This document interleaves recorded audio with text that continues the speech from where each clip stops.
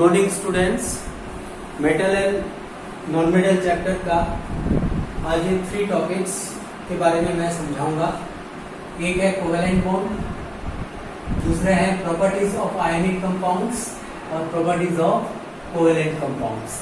Okay, first one covalent bonds and covalent compounds. Covalent bonds किसे कहते हैं? The chemical bond formed by the sharing of electrons between two atoms is known as covalent bond. Okay? इसमें क्या होता है, दो atom जब ये मॉलिक्यूल बनाते हैं, चाहे वो एलिमेंटल मॉलिक्यूल हो या कंपाउंड मॉलिक्यूल हो, इस केस में वो इक्वल नंबर में इलेक्ट्रॉन्स को डोनेट करते हैं, लेकिन वो शेयरिंग पेयर्स में डालते हैं। डोनेट मीन्स कंप्लीटली ट्रांसफर नहीं होता है। इसमें एक एटम से दूसरे एटम में कंप्लीटली ट्रांसफर नहीं होते हैं। इस केस में तो शेयरिंग पेयर्स बना के जो बॉन्ड बनाते हैं उस बॉन्ड को कहते हैं कोवेलेंट बॉन्ड। और इस केस में जो कंपाउंड या जो मॉलिक्यूल बनते हैं उनको हम क्या कहते हैं? उनको कहते हैं कोवेलेंट कंपाउंड और कोवेलेंट मॉलिक्यूल। ओके, तो इस केस में जो कोवेलेंट बॉन्ड बनते हैं वो कोवेलेंट बॉन्ड सिंगल बॉन्ड हो सकते हैं, डबल बॉन्ड भी हो सकते हैं और ट्रिपल बॉन्ड भी हो सकते हैं। 3 टाइप के पॉसिबिलिटी है। अब इनमें से एक एक एग्जांपल से मैं समझाऊंगा आपको। फर्स्ट देखो, सिंगल बॉन्ड कैसे बनता है। सिंगल बॉन्ड जब बनता है उसमें एक एक इलेक्ट्रॉन कंट्रीब्यूशन में आता है। ओके, जैसे यहाँ पे Cl2 मॉलिक्यूल्स कैसे बनते हैं।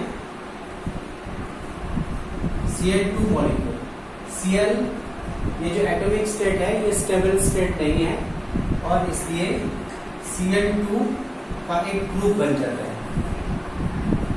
तो ये कैसे बनता है देखो, क्लोरीन का आउटरमोस्ट सेल में आप जानते हो नंबर ऑफ इलेक्ट्रॉन्स कितना होता है? 7 होता है। तो यहाँ पे इलेक्ट्रॉन डॉट रिप्रेजेंटेशन जो है उस फॉर्म में मैं इसको रिप्रेजेंट कर रहा हूं। तो यहाँ पे क्लोरीन में एक क्लोरीन एटम में 7 आउटरमोस्ट सेल में इलेक्ट्रॉन जो है मींस वैलेंस इलेक्ट्रॉन्स जो है उनको रिप्रेजेंट किया गया है। दूसरा क्लोरीन, इसमें भी 7 इलेक्ट्रॉन्स, ये इलेक्ट्रॉन डॉट रिप्रेजेंटेशन से इनको आप एक्सप्रेस करो।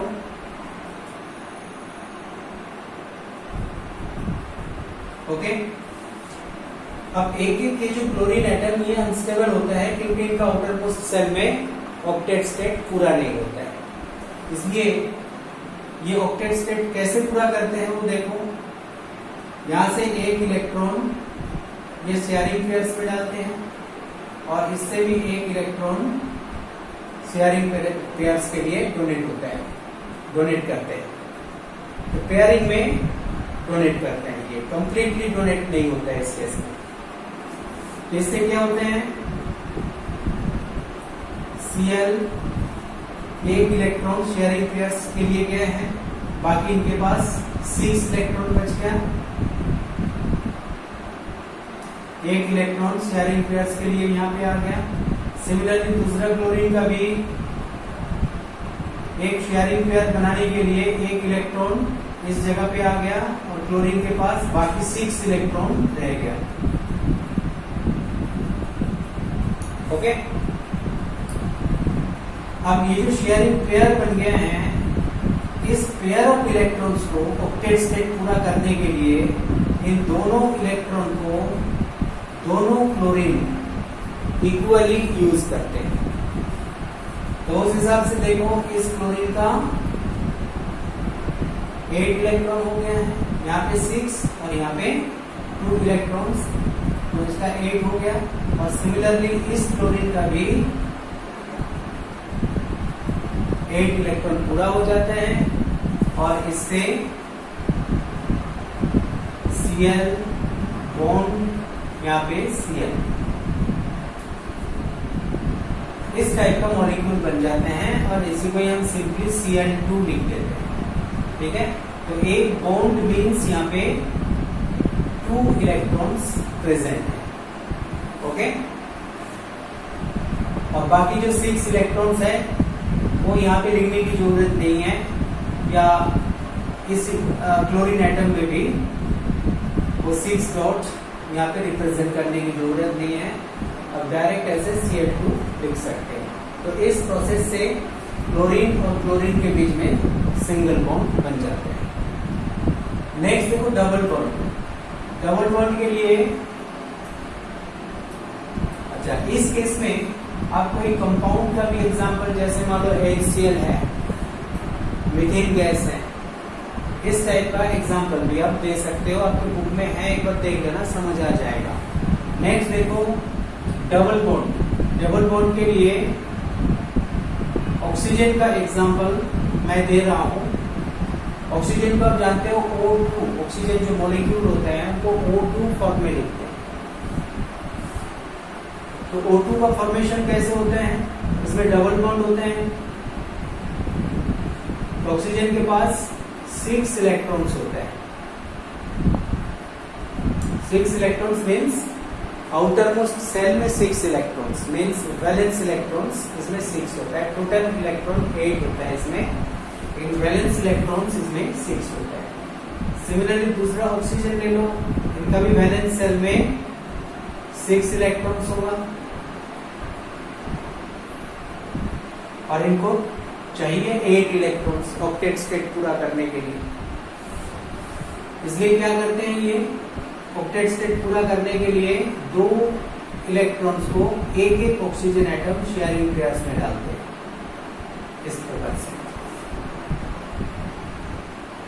इससे ऑक्सीजन ये 4 इलेक्ट्रॉन्स इनके पास रह गया और इसका 2 इलेक्ट्रॉन शेयरिंग पेयर में आ गया। सिमिलरली राइट साइड में जो ऑक्सीजन एटम है इसका भी 2 ऑक्सीजन शेयरिंग पेयर में आ गया, बाकी इनके पास 4 इलेक्ट्रॉन रह गया।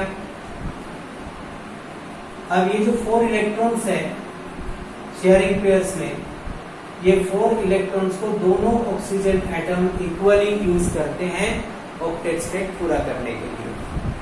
तो इससे क्या हो गया, इस ऑक्सीजन का देखो 8 इलेक्ट्रॉन पूरा हो गया और इस ऑक्सीजन का भी 8 इलेक्ट्रॉन पूरा हो जाता है और इस प्रकार से इनको स्टेबिलिटी मिल जाती है। ऑक्सीजन तो यहाँ पे टोटल 4 इलेक्ट्रॉन्स हैं, तो 2 इलेक्ट्रॉन के लिए एक बॉन्ड इन दोनों इलेक्ट्रॉन के लिए और इन दोनों इलेक्ट्रॉन के लिए और एक बॉन्ड यहाँ पे आ जाएगा। तो इस प्रकार से O2 ये मॉलिक्यूल बन जाता है। ओके, एक ट्रिपल बॉन्ड का एग्जांपल दे देना है। तो ट्रिपल बॉन्ड के लिए नाइट्रोजन मॉलिक्यूल कैसे बनता है वो मैं समझाऊंगा आपको। नाइट्रोजन मॉलिक्यूल को भी इस टाइप का कोवेलेंट बॉन्ड से हम एक्सप्रेस करते हैं। तो N2 इसका जो फॉर्मूला है N2 होते हैं। तो नाइट्रोजन का आउटर मोस्ट सेल में टोटल 5 इलेक्ट्रॉन्स होते हैं। तो एक नाइट्रोजन एटम, इनका जो वैलेंस शेल है यहाँ पे 5 इलेक्ट्रॉन्स टोटल बनाओ। तो 5 इलेक्ट्रॉन से स्टेबल स्टेट मिलता नहीं है इनको ऑक्टेट स्टेट पूरा करना है। पूरा करने के लिए एक नाइट्रोजन एटम 3 इलेक्ट्रॉन्स को शेयरिंग पेयर्स में डालते हैं। तो 3 इलेक्ट्रॉन्स एक नाइट्रोजन अगर शेयरिंग पेयर्स में आ जाए तो यहाँ पे 1 2 3 इलेक्ट्रॉन फ्रॉम दिस नाइट्रोजन और 1 2 3 इलेक्ट्रॉन्स फ्रॉम दिस नाइट्रोजन, ये शेयरिंग पेयर्स में आ जाता है। तो शेयरिंग पेयर्स में टोटल नंबर ऑफ इलेक्ट्रॉन्स कितना हो गया 6। तो ये 6 इलेक्ट्रॉन्स को दोनों नाइट्रोजन इक्वली यूज करते हैं ऑक्टेट स्टेट पूरा करने के लिए।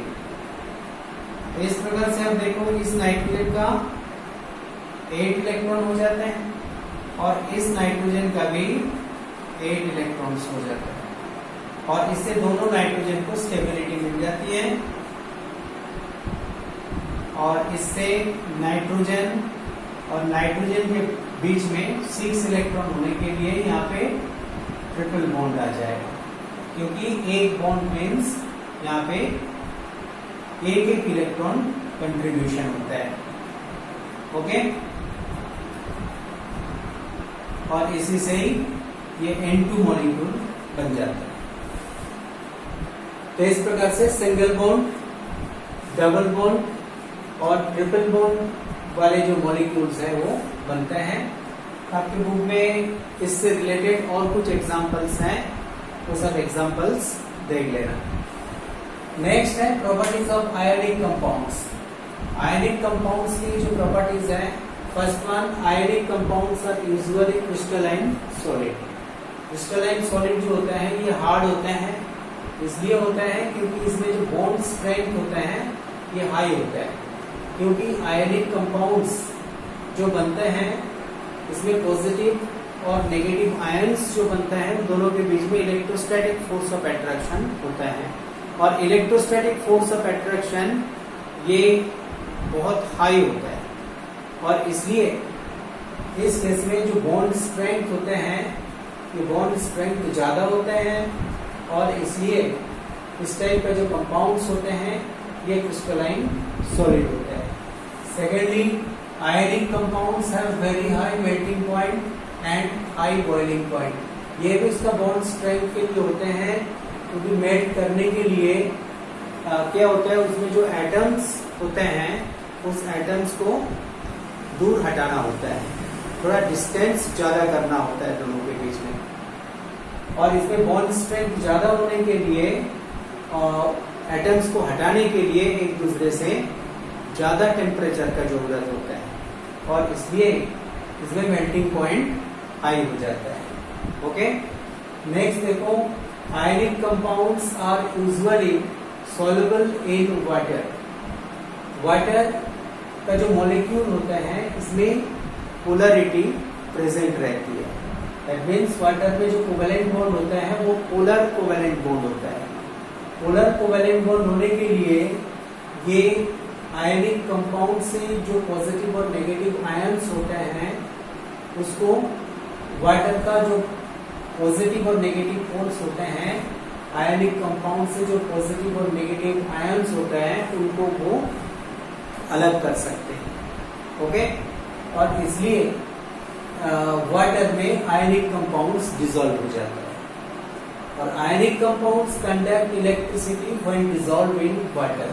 इसका कारण क्या है, क्योंकि पानी में जब घोलते हैं तो एक आयनिक कंपाउंड को वो पॉजिटिव और नेगेटिव आयंस में टूट जाता है और जिसमें पॉजिटिव और नेगेटिव आयंस प्रेजेंट रहते हैं जिस सॉल्यूशन में, वो इलेक्ट्रिसिटी कंडक्ट कर सकते हैं या इलेक्ट्रोलाइट का काम करता है। ओके, नेक्स्ट देखो प्रॉपर्टीज ऑफ कोवेलेंट कंपाउंड्स। ये प्रॉपर्टीज ऑफ आयनिक कंपाउंड्स का जस्ट उल्टा होता है। जैसे यहाँ पे देखे होंगे फर्स्ट पॉइंट में ionic compounds are usually crystalline solid, ये हार्ड भी होता है। लेकिन कोवेलेंट कंपाउंड्स में क्या होता है, covalent compounds are usually liquids और गैसेस। इसका मतलब इसमें जो एटम्स प्रेजेंट रहते हैं उनके बीच में जो फोर्स ऑफ अट्रैक्शन होता है वो इतना ज्यादा नहीं होता है। ठीक है, क्योंकि कोवेलेंट बॉन्ड जो होता है उसमें बॉन्ड स्ट्रेंथ इतना हाई नहीं होता है। कुछ एक्सेप्शनल केसेस हैं, कोई कोई केस में कोवेलेंट कंपाउंड जो होते हैं वो सॉलिड भी हो सकते हैं, लेकिन सॉलिड होते हुए भी इस टाइप का कंपाउंड इतना हार्ड नहीं होता है। ओके, नेक्स्ट देखो पॉइंट 2 में covalent compounds have usually low melting points and low boiling points. इसमें भी बॉन्ड स्ट्रेंथ लो होने के लिए इस टाइप का केस देखने को मिलता है। Third point, covalent compounds are usually insoluble in water.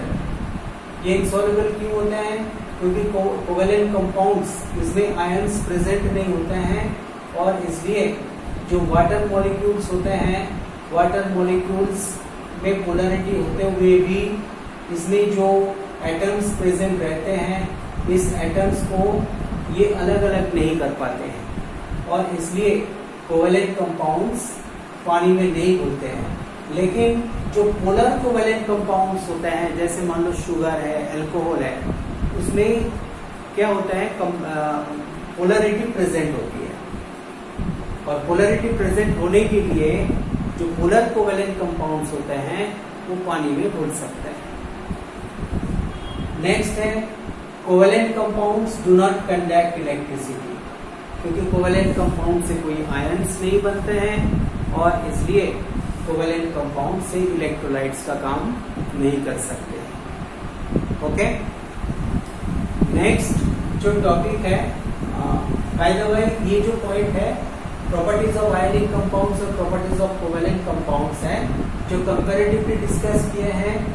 इसी से ही आप difference between ionic compound and covalent compound उसका नोट्स बना लेना।